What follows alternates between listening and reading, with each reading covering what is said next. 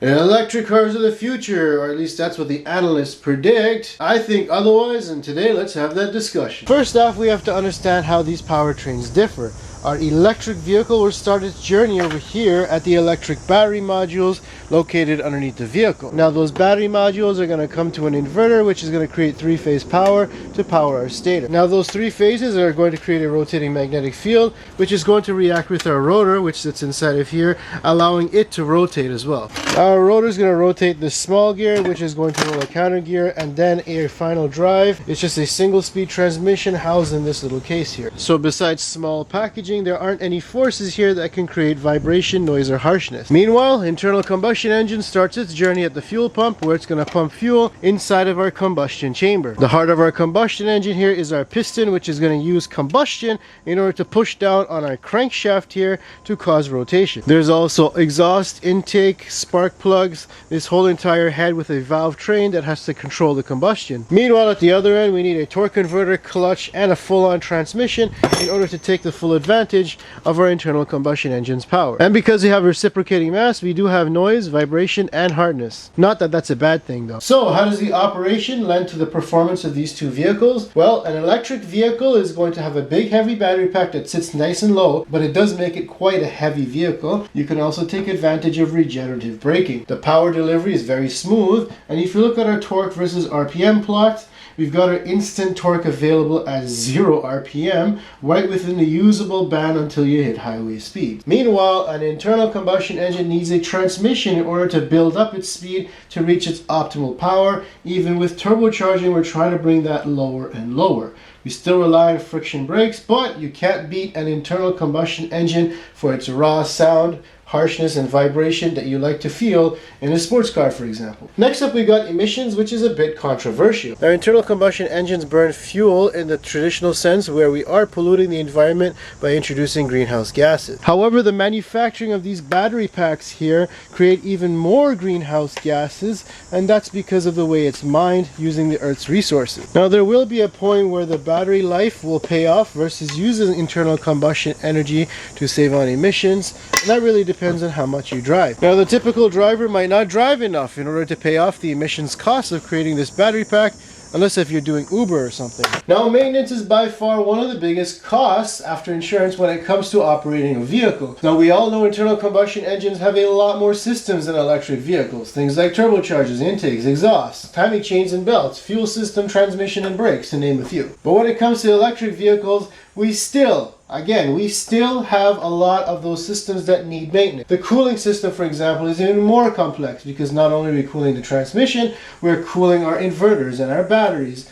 And we still have to have a heat pump system for our heat inside the vehicle. They still have air conditioning, and we still have tires and suspension to deal with, more so than in a regular vehicle, because they actually take more load because those EVs are heavier.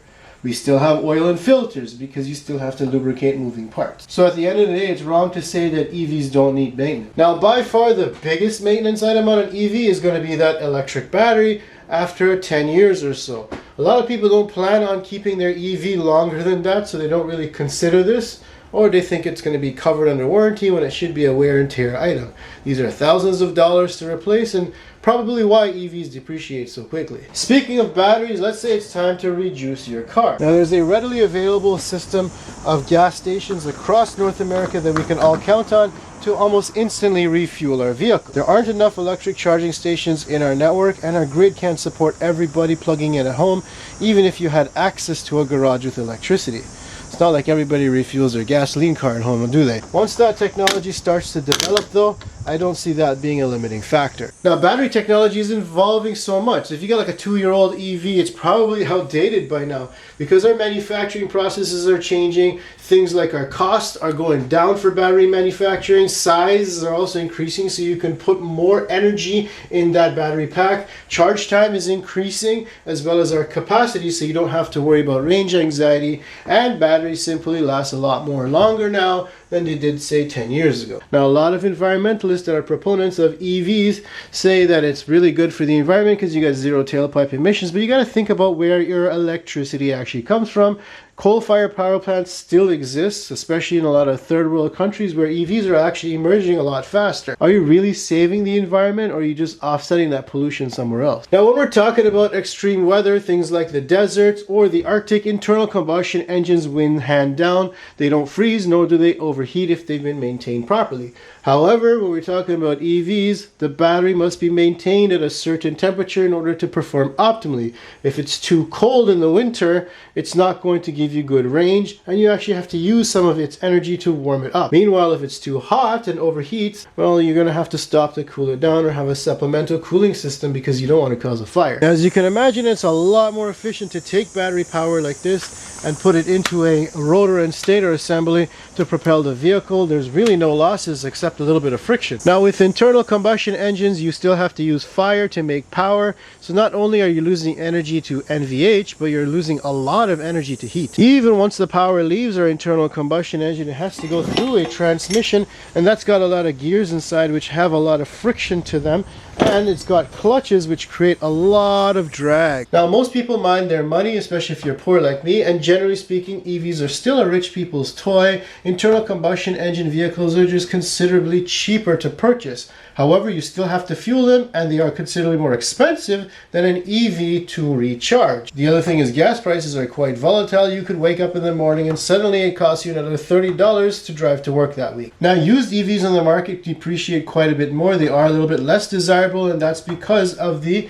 uncertainty with their battery life and long-term reliability. You do have to drive an EV a heck of a lot more than an internal combustion engine in order for you to pay off its costs. Now, when an EV hits the end of life, we have to recycle its battery, and our infrastructure has to catch up in terms of recycling that battery at a cost that's favorable to our consumer.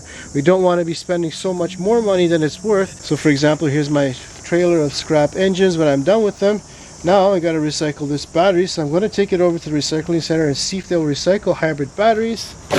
Hopefully it doesn't spark in there, and see what I get for it. Hopefully I don't have to pay to recycle those. Now hear me out. What if we could take our positives and our negatives of our internal combustion engine and our EVs and combine them together to create one vehicle? Well, I've done that exactly. Here's my Lexus GS450H hybrid. That's right, I'm trying out this hybrid car, and so far I don't see any downsides compared to my 350. Now, I am down some trunk space because that's where the hybrid battery lives. Now, this car has 272,000 on it, and it runs really smooth. It's also faster than my V6 version. Now, even though this is a power hybrid, it still allows you to save a little bit more fuel and have a faster vehicle than the standard V6 version. Now, what I really like about these is that they're super torquey down low, and it gives you such smooth power, especially when you take off from the start. This car is 17 years old and it purrs really nicely. You gotta love these Toyota hybrids for lasting so long. The thing I like about Toyota hybrid systems is, first of all, they've been proven with their planetary gear set, continuously variable transmission,